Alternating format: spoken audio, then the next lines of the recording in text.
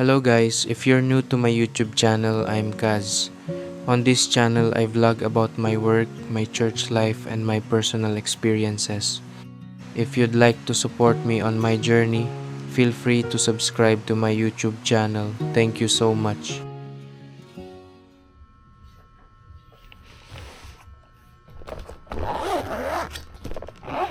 In this video, I'll show you what it's like to work as a videographer and video editor for our local government here in the Philippines.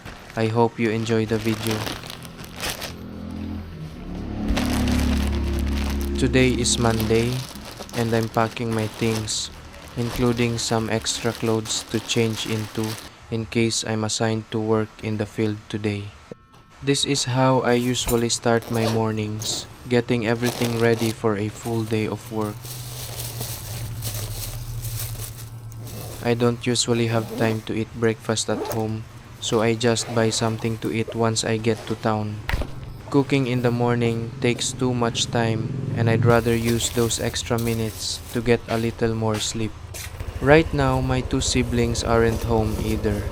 My sister is studying in another municipality, and my younger brother is currently doing his 1 month on-the-job training. So most of the time, it's just me here at the house.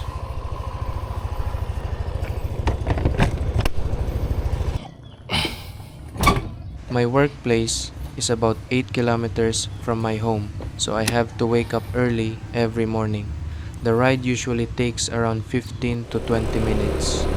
Traffic isn't really a problem, it's the rough roads in some areas that slow the trip down.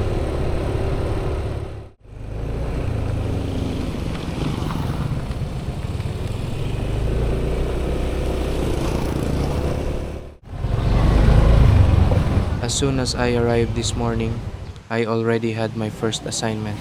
I was scheduled to live stream the flag raising ceremony.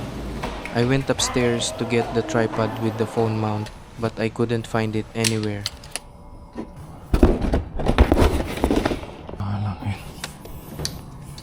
So I ended up holding my phone by hand for the entire flag raising ceremony.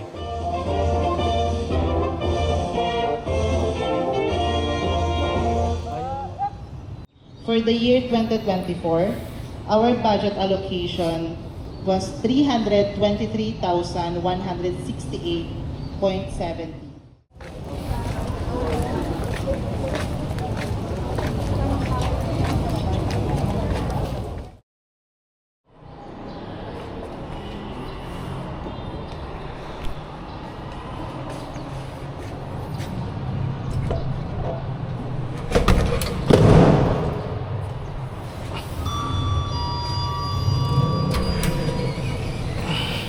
At this point, I was heading to another assignment. This time, I would be covering a 3-day event, running from Monday to Wednesday the National ID Registration Program. My job was to document the event and capture video throughout the 3 days. For this event, I'll be using the DJI Osmo Pocket 2.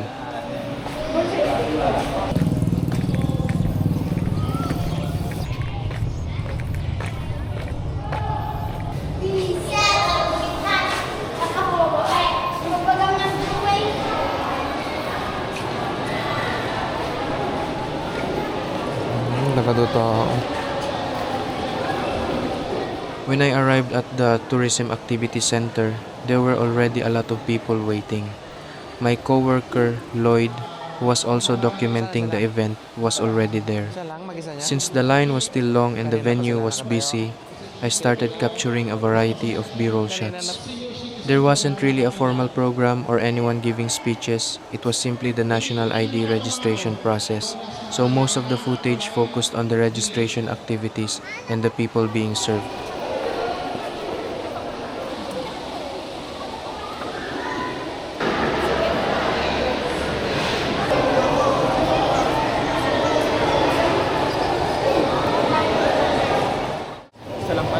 Ha? Nandala to?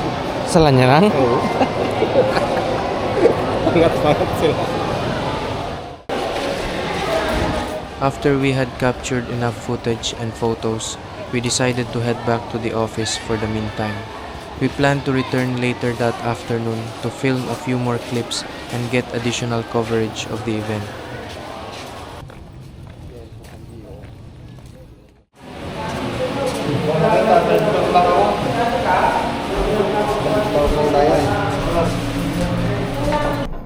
Mag-board pa ba tayo, Lloyd? Sige. Hindi nagbubukas to eh. Try natin kung bubukas. Oh, bubukas. Sige, sige. Okay.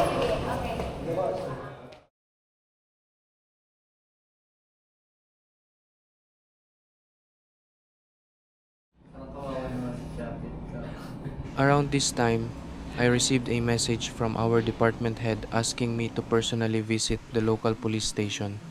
They had requested a video edit, so I went there to discuss the details of the project and find out exactly what they needed.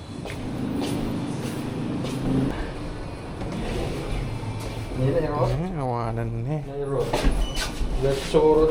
Data siguro, ay ito siguro port floor niya, na nairot. Hindi, nandun nakatago yung may contractor dalawang sa akin. Guidelines Nandun na sa invest. Nandun din yung dalawang bago. O, bakit hindi nila ilabas? Binili yata nila to? Basta video presentation po siya. Sabi ko sa invest. Sige po. Ginagamit ka nila, ihalo na nila. Wala naman siyang sinabing oras, so pwede siguro. Basta maghapon po siguro po. Or mag-5 na lang siguro sa Bukas ma'am, kung meron kayong mautusan na kukuha nung flash drive. Si Sir Pads na mismo kukuha niyan sa duty niya ng Bukas, okay, sige po. Pa-PM na lang po siguro. Sige, sir. Para. Sige po sir, thank you po. May service kayo, sir? Meron po. Thank you. Sige po.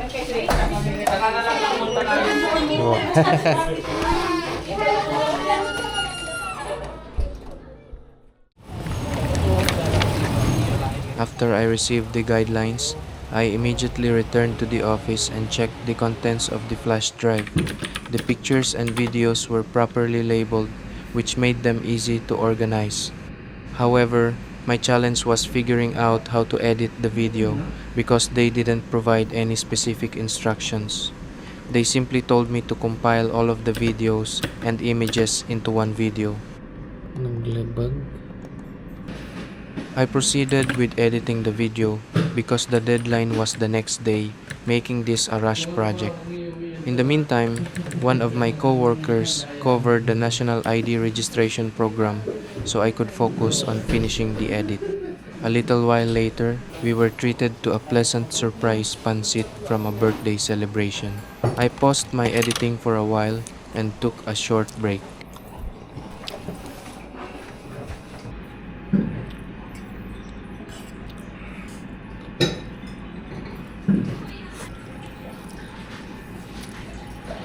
After our break, I continued editing the video until it was finally time to clock out. At this point, I packed up my things and made sure that all electrical devices were unplugged.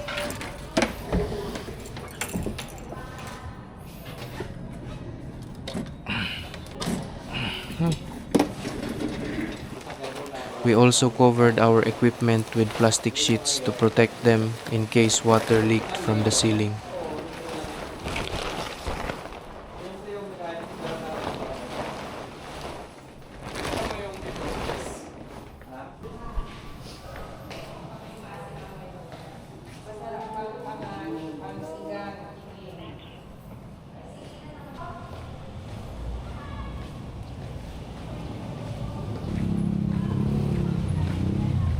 On my way to my motorcycle, I ran into some of my church mates.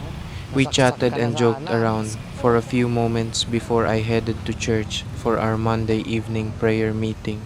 And with that, my Monday came to an end.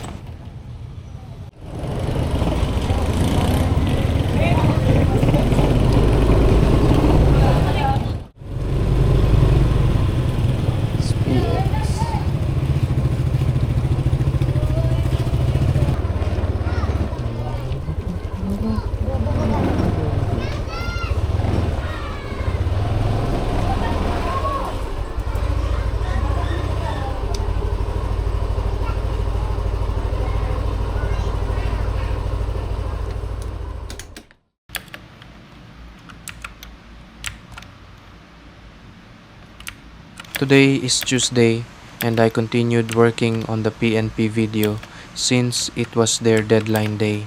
I decided to add an AI generated voiceover script to make the video more engaging. To keep the narrative organized, I simply followed the labels provided for each photo and video, which helped create a smooth flow throughout the edit.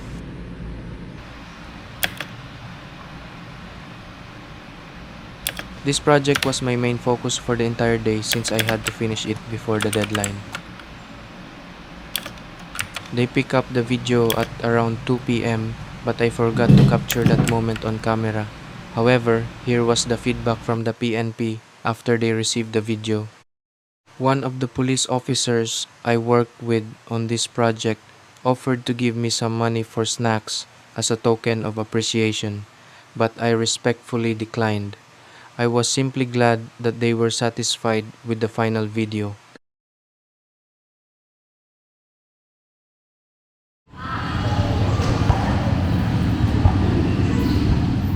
Today is Wednesday, and since we've already completed the PNP project, we're back to our original task covering the National ID Registration Program, which is now on its third and final day.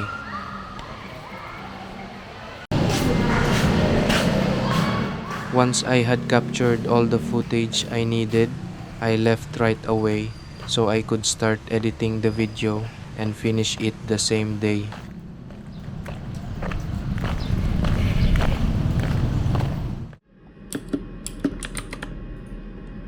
I started editing the video right away so I could finish it the same day, as I have another assignment scheduled for tomorrow.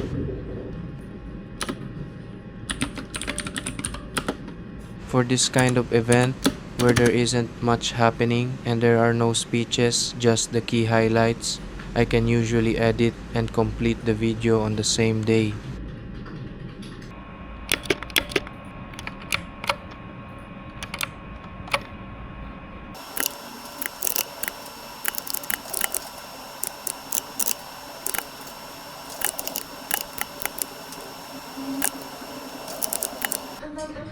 Before we headed home that afternoon, I had already finished editing the video. It was ready for review by our department head and could be uploaded once approved. The video would be uploaded after the photo coverage, as photos are always posted first on our LGU social media page.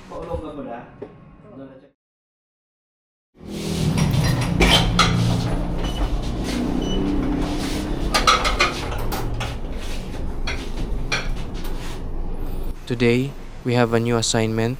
This time, we'll be covering the four-piece graduation ceremony, which is once again being held at the Tourism Activity Center. Ano po? Totoo ba na Juan hindi nag-open to sa 4th floor? Minsan, ma'am, hindi. Hulo? Tapos saan siya? Bababa, ganun. I-third nyo na lang, ma'am, tapos nakit kayo ng hagdan.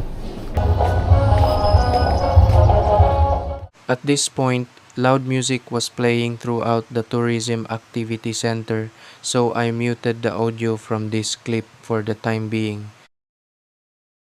I asked my coworker, Lloyd, why the event hadn't started yet. He said that the four-piece graduates and the guest speakers had not arrived yet, so we waited for a little while. 15 minutes had passed, but no one had arrived yet. Eventually, some of the four-piece graduates arrived and had their photos taken in front of the event tarpaulin with several of the guests. After a while, more participants and attendees began to arrive.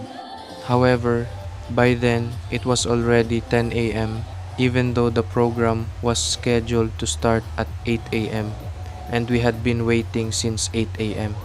Situations like this are commonly referred to as Filipino time, a local expression used when an event starts 1 or 2 hours later than its scheduled time. Magandang umaga po sa ating lahat. Isang mainit na pagbati sa ating mga panawing pandamal.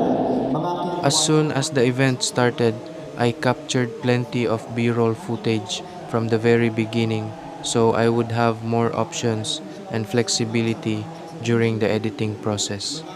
Events like this, which consist mainly of speeches, often referred to as a role, are more challenging to cover than events with continuous activities.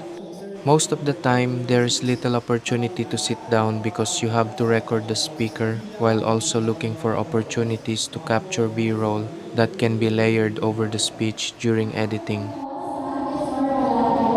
Sabi, di ba? Ang inyong pagtatapos bilang beneficiaryo ng purpose. Another important skill is knowing when to record the speeches.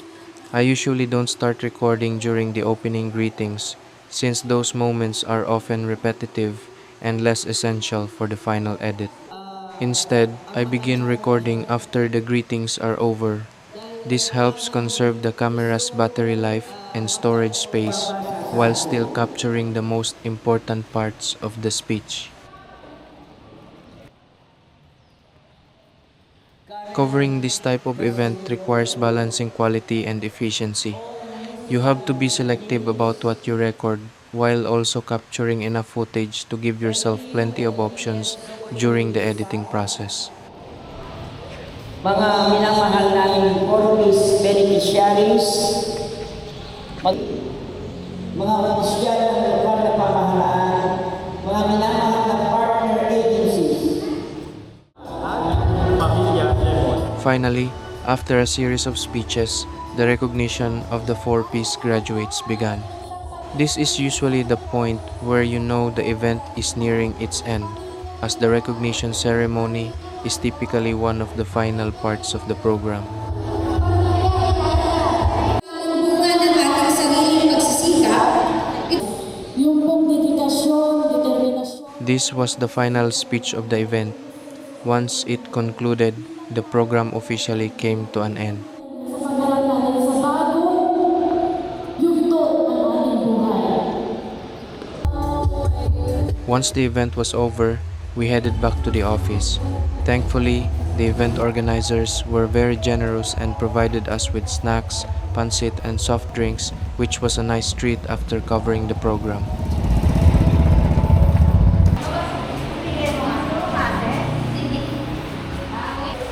Grabe.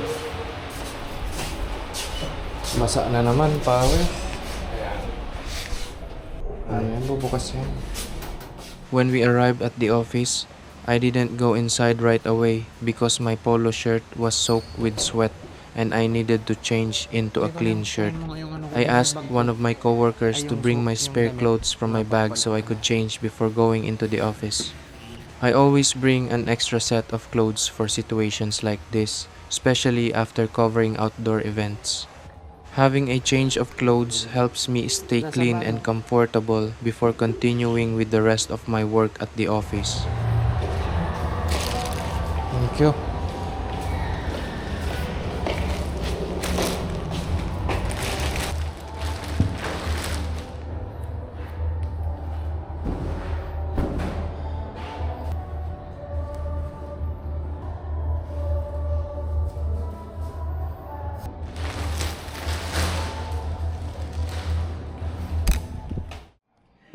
As soon as I entered the office, I immediately organized and sorted all of the footage.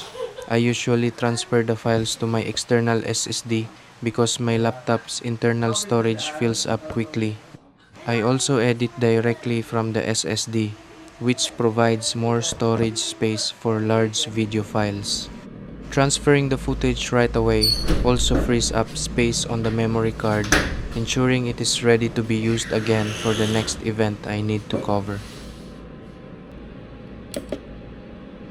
Once I finished sorting the footage and selected the music I wanted to use, I immediately started editing the video.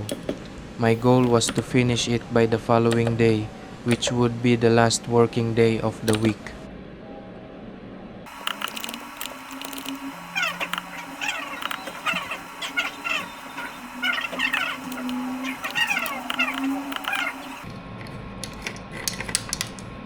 Videos like this, which include multiple speeches, are much more tedious to edit than highlight-only events. Every speaker needs to be included, so I have to scrub through each speech carefully and select the most meaningful or impactful parts. That is the most challenging part of the editing process for me because it requires a lot of time and attention to detail. I also prefer to edit my videos in chronological order. Arranging the footage according to the sequence of the actual event helps tell a clear and natural story, making it easier for viewers to follow the progression of the program.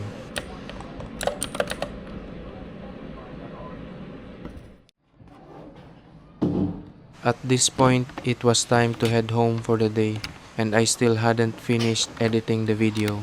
I decided to continue working on it the following day.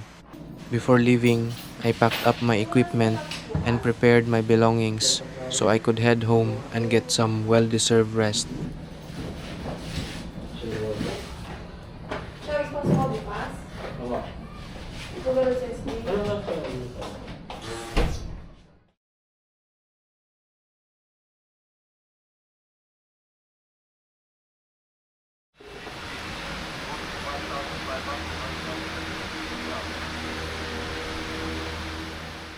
You might be wondering why I'm just scrolling through my phone in this clip. By this time, it was already 4 p.m. and our shift was almost over. I had completely forgotten that I was filming a vlog, so I only remembered to record again near the end of the workday. I had already finished editing the video at around 3 p.m., so there wasn't much left to do. While waiting for the end of our shift, I was simply scrolling through my phone. Since it was almost time to go home, I decided to show you the gloomy weather outside before we wrapped up the day.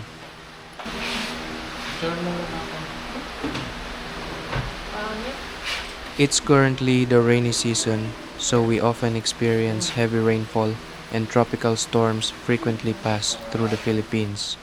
This is one of the challenges I face when commuting to work. Aside from flooded roads, it can also be unsettling to travel during thunderstorms, especially when there is frequent lightning and loud thunder.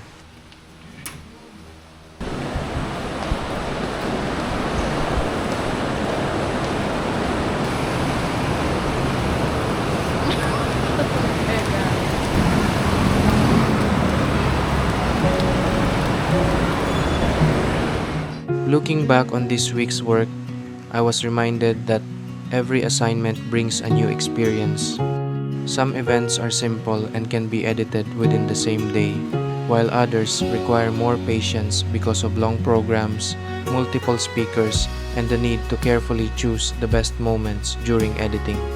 Every event teaches me something new and helps me become more efficient as both a videographer and a video editor. I've also learned that preparation is just as important as creativity. Keeping my equipment ready, organizing my footage immediately after every event, transferring files to my SSD, and maintaining enough storage on my memory cards all help make my workflow smoother. These small habits save time and allow me to be ready for the next assignment without unnecessary delays. Above all, I'm grateful to the Lord for giving me the strength, wisdom, and perseverance to get through another busy week. No matter how challenging the workload becomes, He continues to guide and sustain me each day. Every opportunity to learn, improve, and serve through my work is a blessing. To God be all the glory. Tuto guys. Day in my life. Ang kapoy ka awake detoy. Ay, A week in my life saktawang a week in ka. my life. Saktawang kang tatan. Ano ka tingin ko? Bye guys.